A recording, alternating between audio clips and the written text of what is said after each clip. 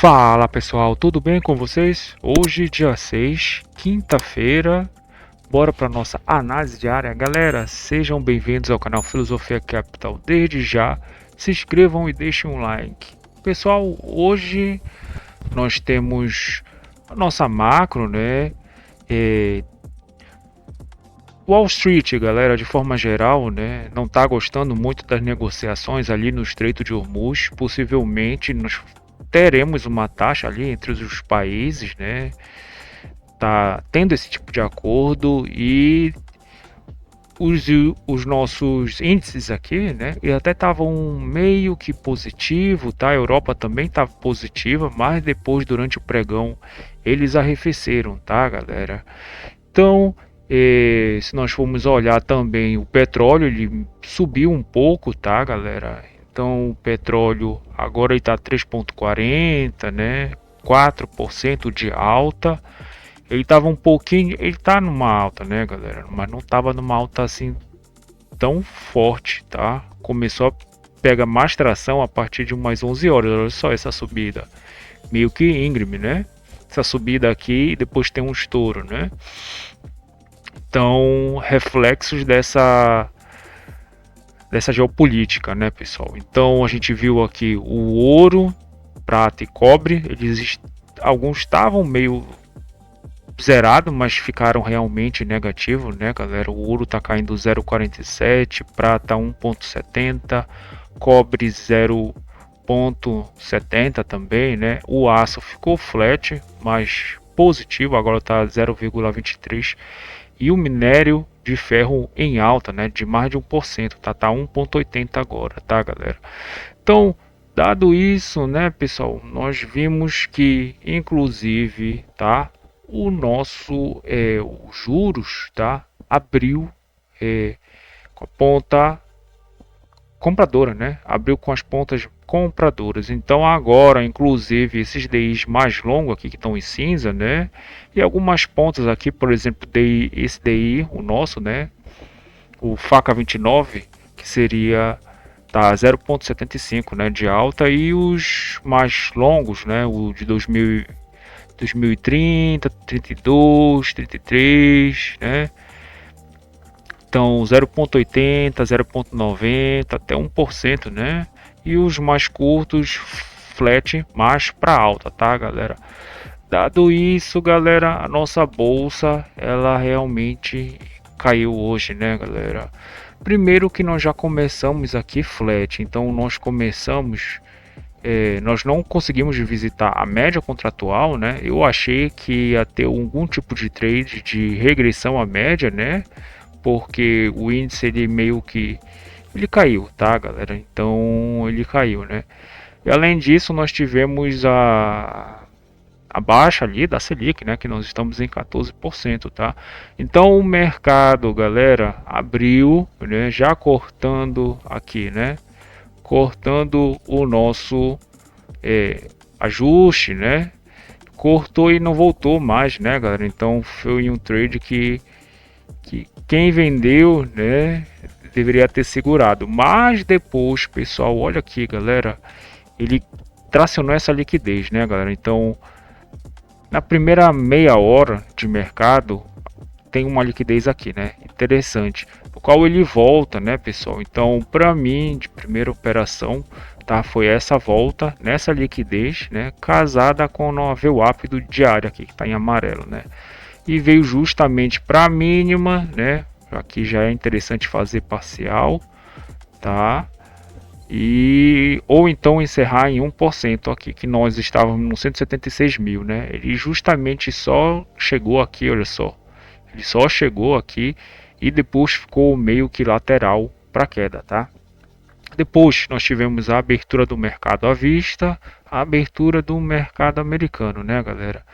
Então, olha só, abertura do mercado à vista. Olha aqui as nossas ações, né?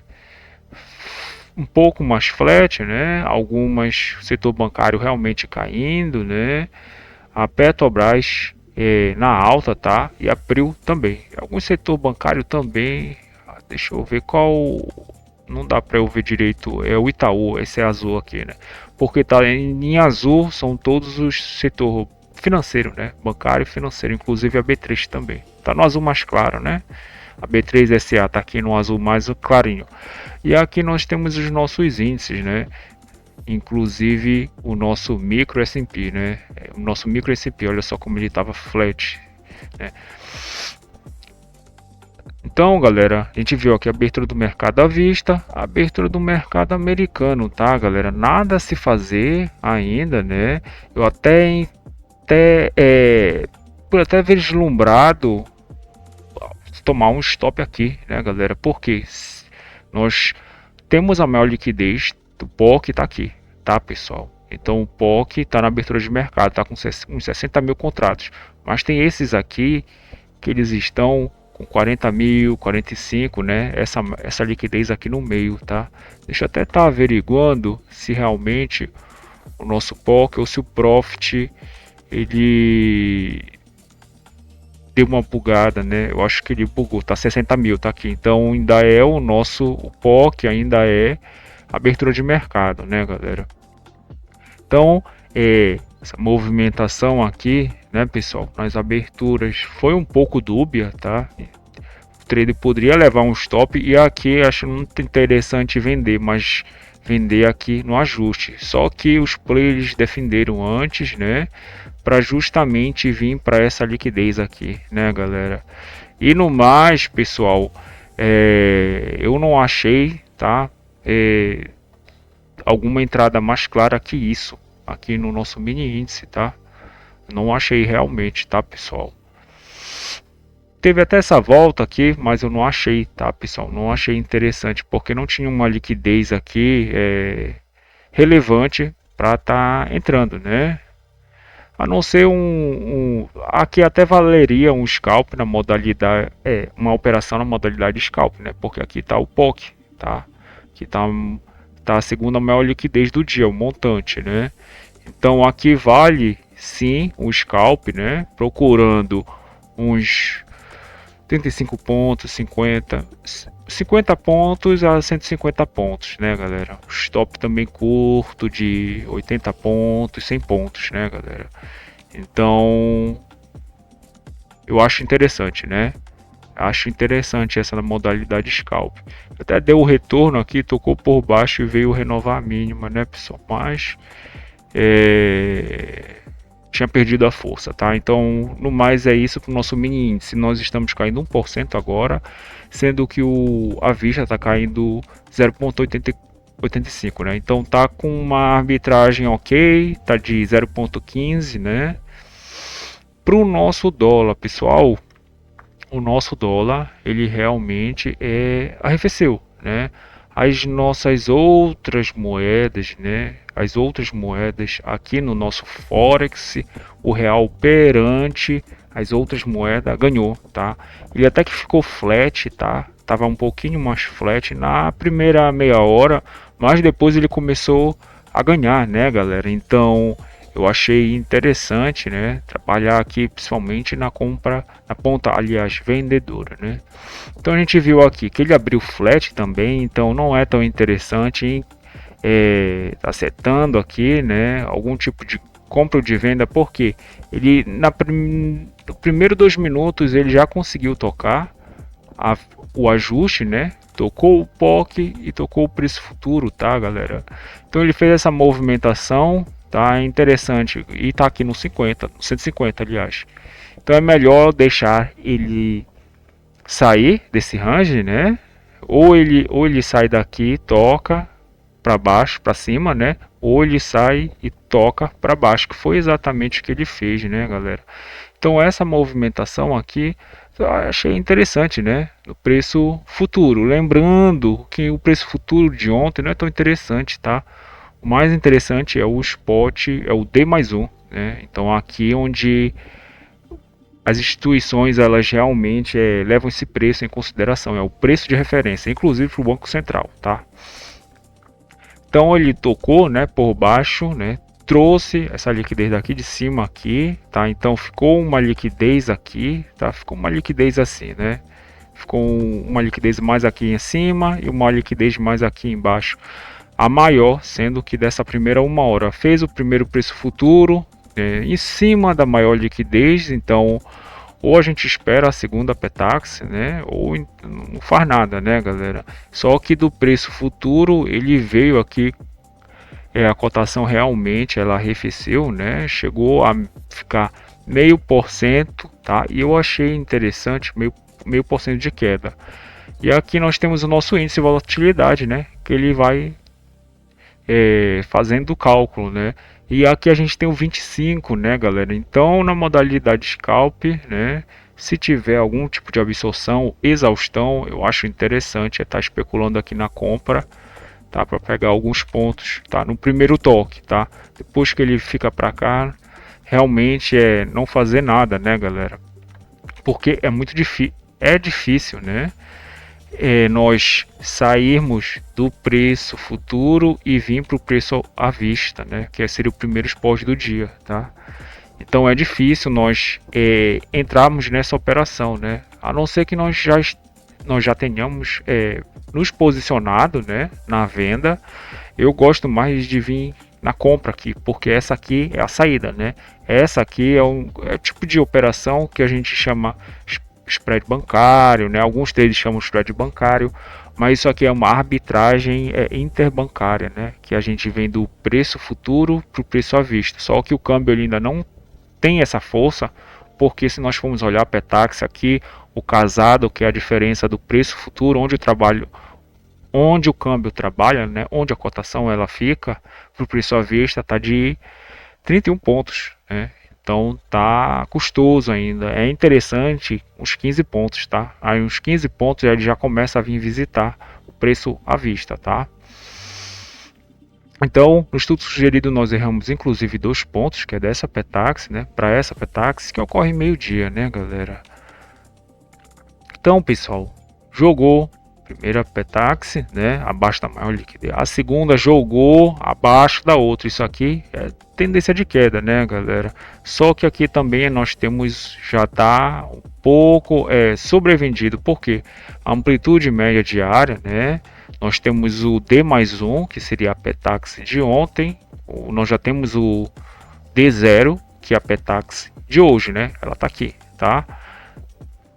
Então, já ficou um pouco mais estendido, né? Não está tão interessante setar algum tipo de venda aqui, né? A não ser que o câmbio realmente ele corra mais, porque ele está aqui, né? Em 0,5% de queda.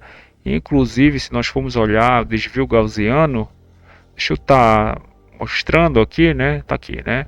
Então a gente tem aqui a primeira banda, a segunda e a terceira, né? Então já está um pouquinho mais, é difícil de ele ficar aqui, né? Então aqui ele fica 60%, aqui 15%, aqui um e pouco, né? E depois para cá menos de 1% do tempo, né?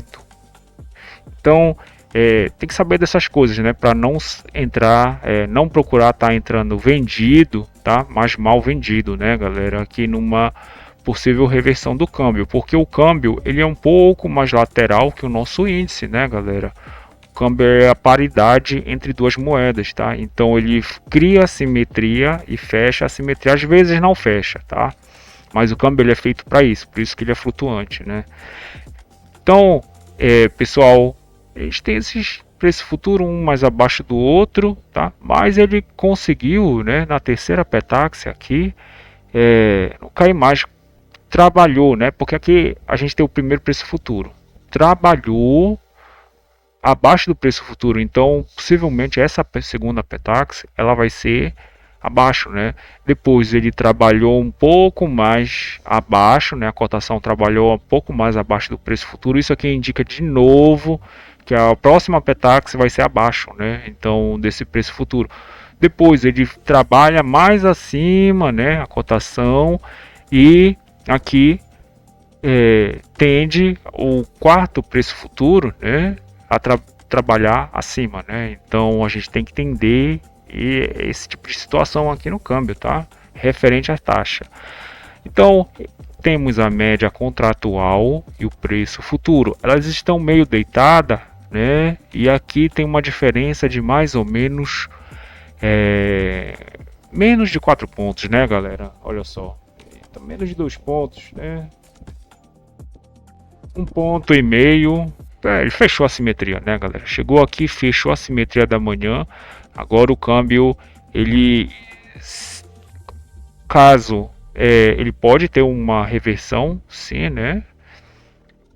Mas só se ele der um gatilho aqui, né? Se ele tocar e fizer alguma exaustão ou tiver um gatilho aqui de compra, né, galera? Mas no mais, se ele passar direto, né? Inclusive, se ele passar e voltar e tocar por baixo, isso aqui se caracteriza como uma compra, mas precisa ter o gatilho contrário, né? Que é o gatilho da venda, tá? Que eu acho que muito possivelmente, né? Olha só, ele já está recusando essa área, né, galera? Então, é muito difícil ele vir buscar a Petax, né? A Petax final aqui, tá? Ele possivelmente vai trabalhar do preço futuro, vai fazer o ajuste entre o ajuste passado e o preço futuro, tá, galera? Mas a gente tem que ver onde vai estar 3 horas a cotação, tá, galera? Então, basicamente é isso, pessoal. Se inscrevam no canal, deixem um like, tá? E até amanhã que vai ter Perol. Até mais, pessoal. Valeu!